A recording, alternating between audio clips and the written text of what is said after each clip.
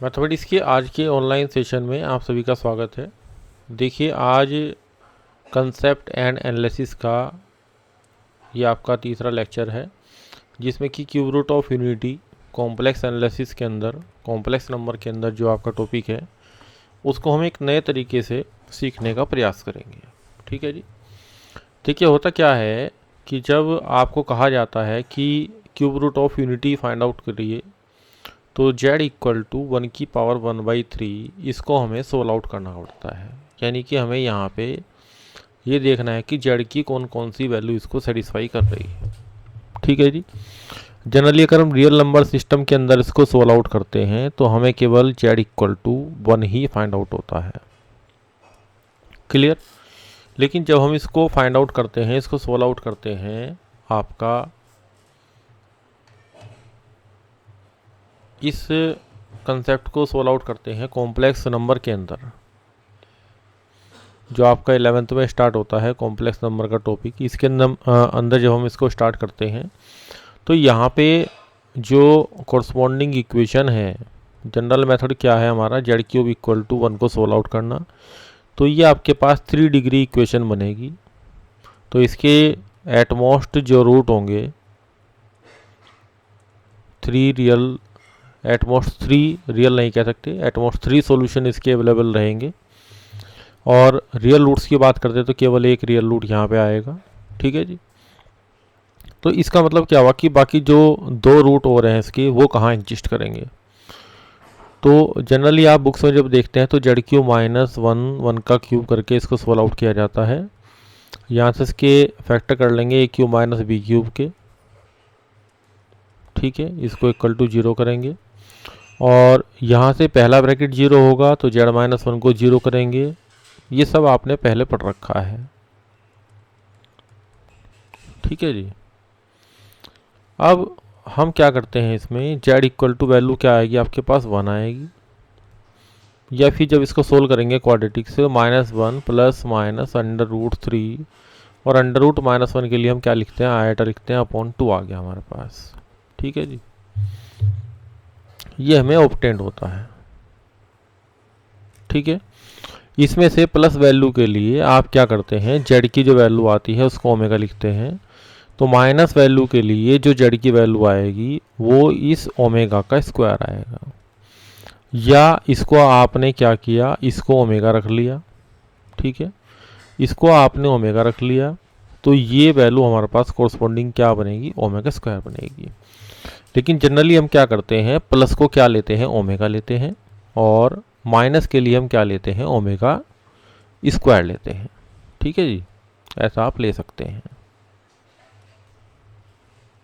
जो general concept है उसके बारे में बता रहा हूँ।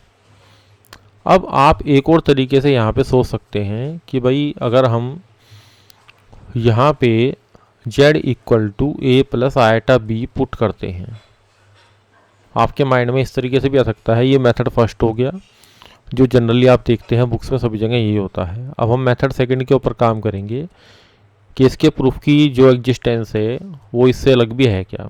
तो हमने मान लिया कि z equal to a plus iota b, जहाँ पे a और b हमारे पास क्या होते हैं, रियल नंबर होते हैं। ठीक है जी।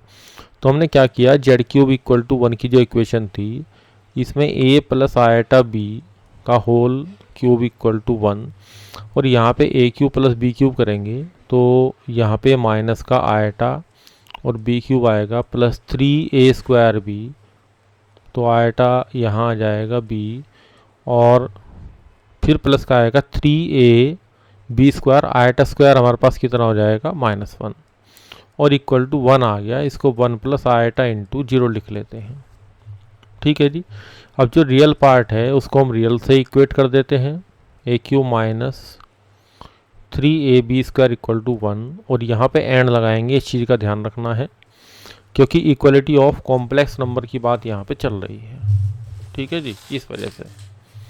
तो यहाँ पे आयटा के जब कोशेंट आप इकट्ठे करेंगे तो 3a स्क्वायर b माइनस का b क्यूब इक्वल टू क्या आएगा, 0 आएगा। अब यहाँ से b आपने कॉमन ले लिया तो 3a स्क्वायर माइनस का कितना आ गया, b स्क्वायर आ गया। ठीक है जी, क्लियर होगी बात आपको ये। तो यहाँ पे पहले हम इसी को सोल्व आउट कर लेते हैं, ध्यान से देखिए। तो यहाँ से b इक्वल टू आपके पास कितना आएगा, 0 आएगा। b इक्वल टू या तो आपके पास 0 आएगा, या फिर कंडीशन क्या रहेगी कि ये 3a² इक्वल टू b² आएगा, और यहाँ से b की वैल्यू जो आपको ऑब्टेंड होंगी, b की जो वैल्यू आपको ऑब्टेंड होंगी वो plus minus under root 3a obtained हो जाएगी। ठीक है जी। अब चूंकि यहाँ पे 1 है तो ये जो वैल्यूज हमने यहाँ पे ऑब्टेंड की हैं b की, ये वैल्यू मैं यहाँ पुट करता हूँ। तो b की वैल्यू पुट करने से a³ इक्वल टू 1 आ गया, तो यहाँ से a इक्वल टू 1 आएगा। क्यों आएगा जी? क्योंकि केवल a बिलोंग्स टू हमारे पास यहाँ पे सेट ऑफ रियल नंबर है, इस वजह से। क्लियर? उसके बाद आपने ये b की जो वैल्यू है वो यहाँ पे पुट करी, तो आपके पास क्या आएगा, a³ माइनस 3a, और यहाँ पे plus minus under root 3a equal to आपके पास कितना आ गया जी, 1 आ गया। ठीक है, क्लियर? अच्छा, यहाँ पे क्या है, b² है। ठीक है, तो यहाँ क्या करना पड़ेगा हमें, एक मिनट, थोड़ा सा करेक्शन मैं करता हूँ इसमें। 3a और b² बराबर रखेंगे यहाँ पे 3a² इक्वल टू 1।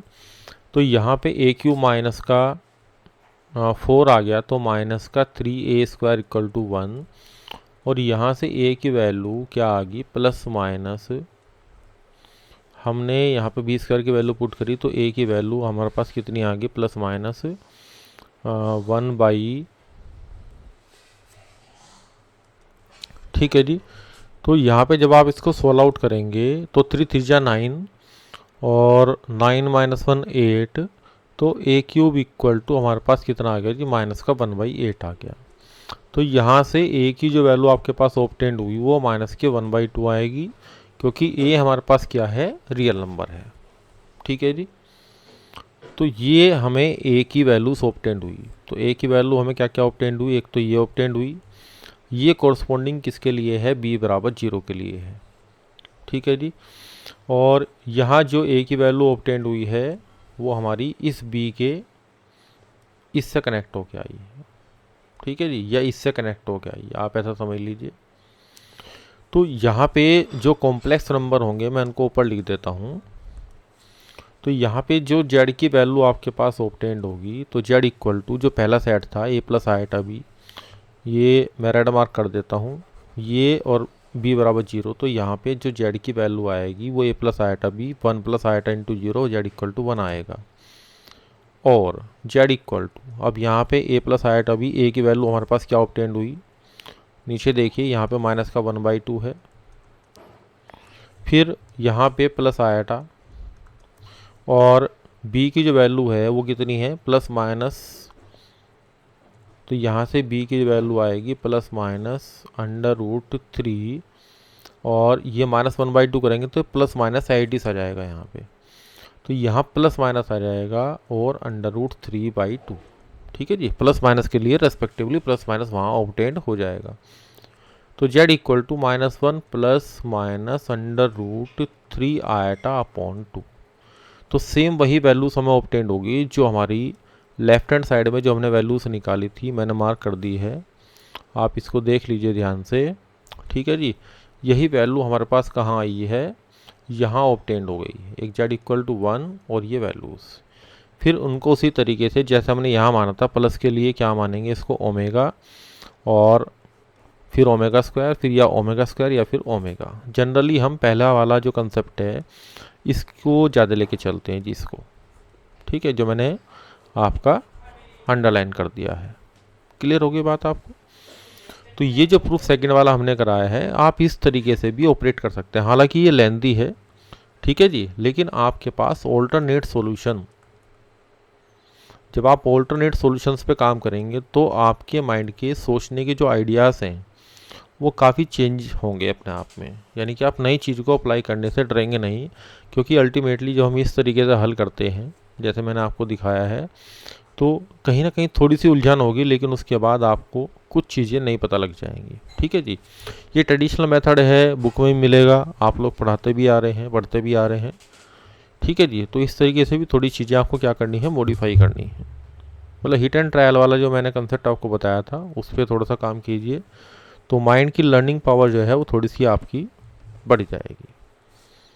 ठीक है जी, क्योंकि जो भी नई चीज़ इन्वाइटेड हुई है ना जी, वो किस वजह से हुई है? जैसे आपने सुना होगा कि आवश्यकता आविष्कार की जननी है, यानी कि जब आप कंडीशन डालेंगे अपने आप पे कि कुछ प्रैक्टिकल आपको करके देखना है, चाहे भले ही वो मैथमेटिक्स में हो, तो कुछ चीज़ें आपकी ऑटोमेटिकली आपके माइंड में आएंगी। अब हमारे पास इक्वेशन क्या थी? Z cube equal to 1।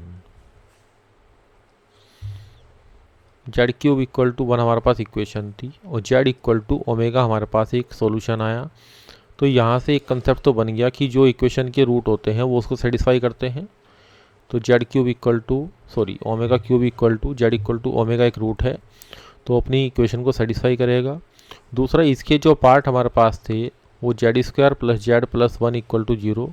तो ये तो हमारे पास 3 डिग्री की इक्वेशन थी, और एक 2 डिग्री की इक्वेशन भी थी। तो यहाँ से भी एक कंसेप्ट बना 1 plus omega square equal to 0। ठीक है जी, इन दोनों को हम साइमल्टेनियसली क्या करेंगे? याद करेंगे। एक रिजल्ट ये हो गया आपके पास, और एक रिजल्ट आपके पास ये हो गया। क्वेश्चंस के अंदर हम इनको ऑपरेट करते हैं। अच्छा, इसमें एक चीज़ और आती है कि जो 1 प्लस ओमेगा स्क्वायर है, तो यहाँ -1 प्लस √3 आयटा अपॉन 2, ये वैल्यू आप रख के देखेंगे। आप ओमेगा कुछ भी मान रहे हैं, पहले सेट में से या फिर दूसरे सेट में से, दोनों में क्या होगा? आपको सेम रिजल्ट मिलेगा, और इक्वल टू 0 हमें देखना है। ठीक है जी, तो यहाँ बेसिकली क्या हुआ कि ये वाला जो पार्ट है, ये पार्ट यहाँ पे कैंसिल आउट हो जाएगा, और ये -1 और ये -1,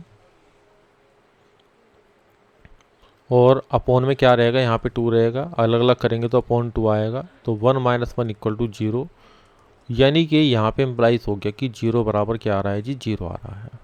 ठीक है, तो आप इस तरीके से भी ऑपरेट करके देख सकते हैं, वैल्यू पुट करके भी, और वैसे भी देख सकते हैं। तो 2 रिजल्ट हमारे पास हो गए क्यूब रूट ऑफ यूनिटी के, पहली इक्वेशन और आपकी सेकंड इक्वेशन। क्लियर? फिर यहाँ पे आपका क्या कंसेप्ट है कि अगर हम प्रोडक्ट करते हैं, product of cube root of unity, 2-3 concept है इसमें जो आपके काम आएंगे। Product of cube root of unity, तो 1 इंटू ओमेगा स्क्वायर, तो कितना हो गया? ओमेगा क्यूब, और ओमेगा क्यूब आपने ऊपर पढ़ा था बाय इक्वेशन 1, ये क्या हो गया आपका? 1 होता है। क्लियर हो गई बात आपको ये? अब इसी तरीके से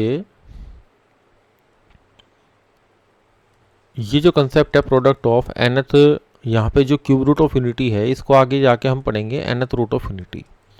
जो आपका डिटेल्ड सिलेबस में जो लेक्चर करा गए हैं, वहाँ पे nth रूट ऑफ यूनिटी पे भी काम किया गया है, 4th रूट ऑफ यूनिटी पे भी काम किया गया है। वो लेक्चर आप अलग से देख सकते हैं। अगर आपको मैथमेटिक्स में कहीं कोई प्रॉब्लम है किसी भी कंसेप्ट को लेके, तो इस नंबर पे आप व्हाट्सएप कर सकते हैं। ठीक है जी, तो आपको वहाँ पे रिप्लाई कर दिया जाता है। अब इसमें क्या करेंगे आप?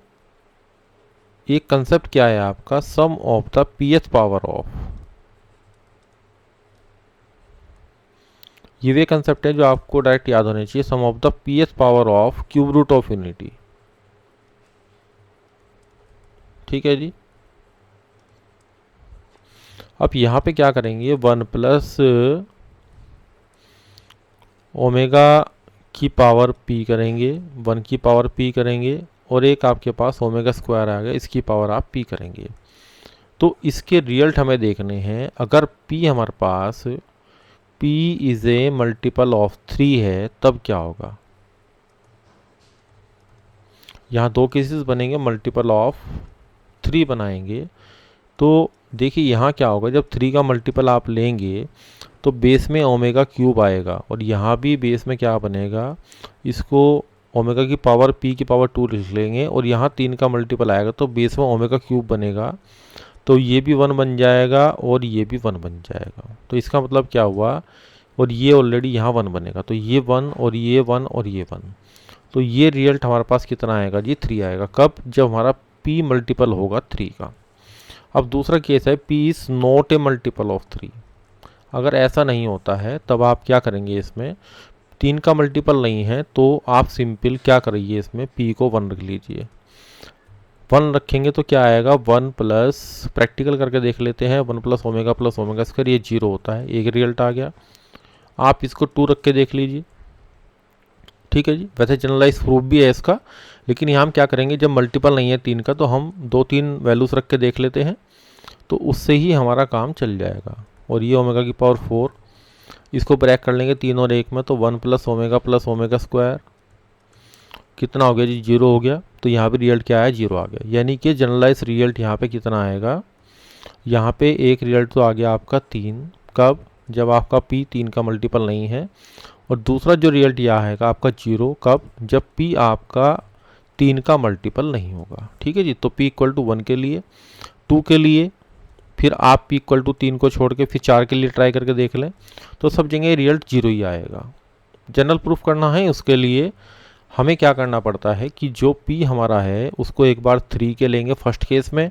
अगर आपको प्रूफ ही करके देखना है तो फिर 3k + 1 और p इक्वल टू 3k + 2, आप इस तरह रख के देखेंगे तो भी हमारा जनरल प्रूफ जैसा किताब में दिया गया है वो आ जाएगा। लेकिन हमें थोड़े से ऐसे मेथड पे काम करना है कि हमारा कंसेप्ट भी हमें याद हो जाए और वो थोड़ा सा जल्दी भी ऑपरेट हो जाए। इस तरीके से हम कर ही सकते हैं, इसमें तो कोई प्रॉब्लम किसी भी लेवल पे नहीं है, ठीक है जी। तो इस तरीके से क्यूब रूट ऑफ यूनिटी का जो कंसेप्ट है वो हमने आपको डिटेल में आज इस लेक्चर के अंदर पढ़ाया कि कैसे उसको प्रूव करेंगे, ठीक है जी। तो सबसे पहले आपको z इक्वल टू क्या लिखना है, 1 की पावर 1/3 लिखना है, वहाँ से क्यूबिक इक्वेशन बनेगी z क्यूब इक्वल टू 1। उसको सोल्व करने के 2 मेथड हमारे पास अवेलेबल हैं। एक मेथड मैंने ये बता दिया आपको, एक मेथड सेकंड पर आपको ऑपरेट करके देखना है, क्योंकि हम जनरल जब इक्वेशन सोल्व आउट करेंगे, कोई भी आपको कॉम्प्लेक्स इक्वेशन, जैसे एक इक्वेशन ये दे दी z² + z बार का स्क्वायर इक्वल टू 1, कि कितने कॉम्प्लेक्स नंबर हैं जो इसको सेटिस्फाई करेंगे। तो बेसिकली ऐसे क्वेश्चन में हमें z को a + आइटा b ही रखना पड़ता है, ठीक है जी। a और b क्या होते हैं, सेट ऑफ रियल नंबर को बिलोंग करते हैं। इस तरीके से आप इसको देख सकते हैं कंसेप्ट को, ठीक है। इसके बाद हमने ये जनरलाइज किया कंसेप्ट, और 2-3 फॉर्मूले जो नीचे के थे जो स्टैंडर्ड रिजल्ट हैं वो आपको याद करने हैं। और अगर याद भी हम नहीं कर पाते हैं तो हमें क्या करना है, इनको ऑपरेट करके देख लेना है, ठीक है जी। अब थोड़ा सा एक चीज़ पर और काम करेंगे। वैसे तो कंसेप्ट हमारा क्या था, क्यूब रूट ऑफ यूनिटी के लिए था। अब थोड़ा सा हम एक बार 4th रूट ऑफ यूनिटी पे और काम कर देते हैं। तो जो हमारा क्लास का मोटिव है वो आपका आज कंप्लीट हो जाएगा।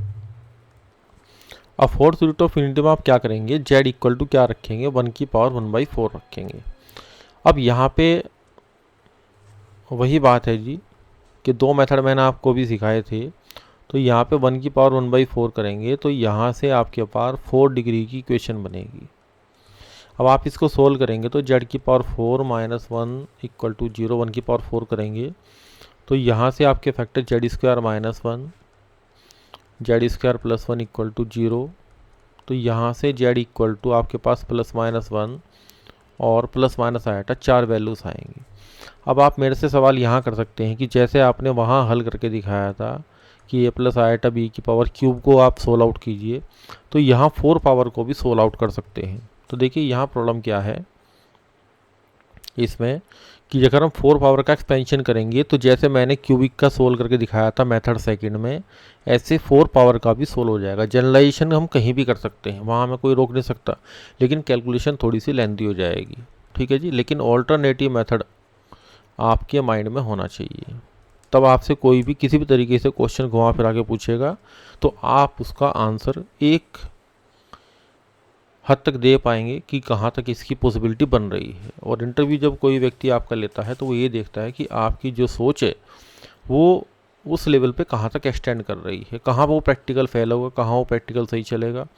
तो यहाँ पे आपके पास, अच्छा इससे पहले मैंने क्यूब रूट ऑफ यूनिटी जो आपको पढ़ाया था उसमें ज्योमेट्रिकल रिप्रेजेंटेशन नहीं किया था, तो एक रूट उसका 1 यहाँ आएगा, और जहाँ पे z³ इक्वल टू 1 है तो अगर मॉडल्स का कंसेप्ट ऑपरेट करेंगे यहाँ पे तो इक्वल टू 1 आएगा, फिर ये क्यूब आपके पास ऊपर आ जाता है तो यहाँ से mod of z equal to 1 आएगा। यानी कि ये सब ओरिजिन से कहाँ होते हैं, यूनिट डिस्टेंस पे होते हैं, और ये इसकी मिरर इमेज होता है। ठीक है जी, तो 1 यहाँ ले लिया, ये डिस्टेंसेस ले लिया हमने, ये भी 1 है 1 है। तो यहाँ से कंसेप्ट और बनता है कि यूनिट रेडियस के सर्किल पे क्या होगा, ये तीनों रूट आपके एग्जैक्ट फिगर बनाएंगे तो इस तरीके से बनेगी। ठीक है जी, ये इसकी मिरर इमेज बन जाएगी। यहाँ पे आपका क्या आ गया जी, ओमेगा स्क्वायर आ गया। इसी तरीके से जो फोर्थ रूट ऑफ यूनिटी है, एक 1 यहाँ आएगा, फिर -1 यहाँ, फिर आयटा आपका यहाँ आएगा, -1 आपका, माइनस का आयटा आपका यहाँ आएगा। तो ये भी क्या होंगे, आपके यूनिट रेडियस के सर्किल के ऊपर लाई करेंगे। ठीक है जी, तो यहाँ पे आप एक फोर्थ प्रॉपर्टी यहाँ पे लिख सकते हैं, cube root of unity, cube root of unity lie on the unit circle, lie on unit circle. Clear, एक प्रॉपर्टी वहाँ बढ़ गई, वही प्रॉपर्टी हम यहाँ पे बढ़ा देंगे। एक तो यहाँ पे product of fourth root of unity,